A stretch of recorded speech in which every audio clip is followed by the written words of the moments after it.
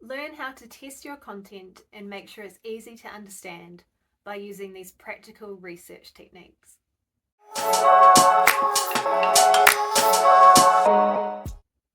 Today, I want to cover 3 techniques to evaluate clarity and comprehension of your content.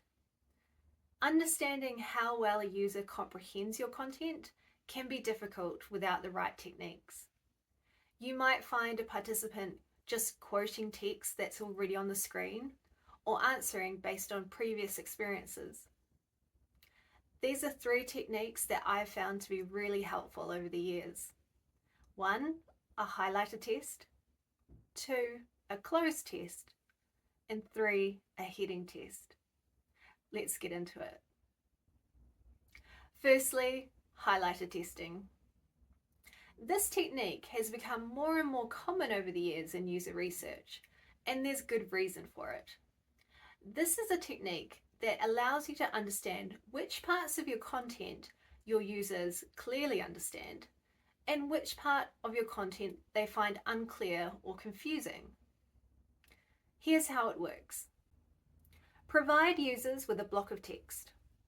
Ask them to highlight what is clear and easy to understand in one color, and highlight what is unclear, confusing, or difficult to understand in another color.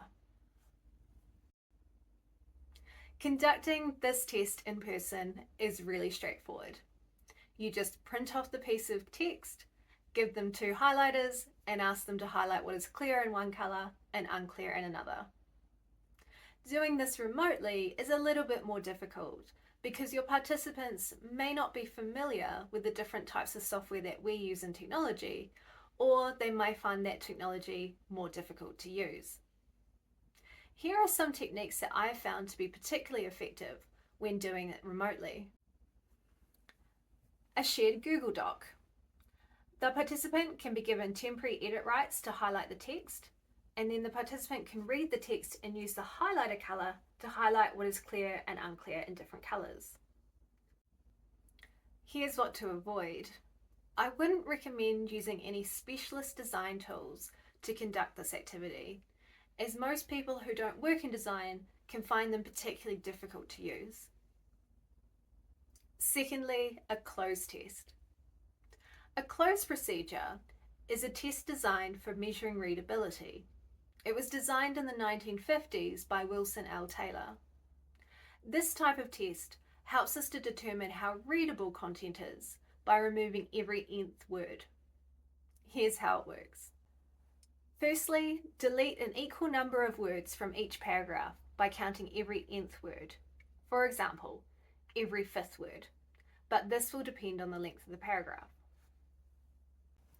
Secondly, produce a version of the text with every nth word showing as a blank space. All blank spaces should be equal length so it doesn't influence the participant. Third, give this version to a participant and ask them to fill in the blanks by guessing what the missing word should be. Total the number of times the original words were correctly identified. These totals are the readability scores. Then convert those scores to a percentage of correctly guessed words. Anything over 60% is considered reasonably comprehensible. This works because if enough words are struck out at random, the blanks will come to represent proportionately all kinds of words to the extent that they occur. The matter boils down to how many blanks are enough, and that is a problem to be settled by experiment. This is why the number of blanks will depend on your context and the amount of content that you have. Finally, a heading test. This is a technique I developed while working on a website. We wanted to understand how well the headings match the associated paragraphs. It turns out it was a really good technique in allowing us to understand which headings most effectively summarize the paragraph content. Here's how it works. Firstly, write out the content for the paragraph. Then, come up with 3 to 5 headings that you think best describe the content. Show the paragraph to the participant. Then ask them to select which heading best describes what they read. The benefits of this test are that it encourages creativity when experimenting with different headings. It quickly shows if there are any preferences that exist, and it's easy to test multiple headings at once. There are also some things to be aware of.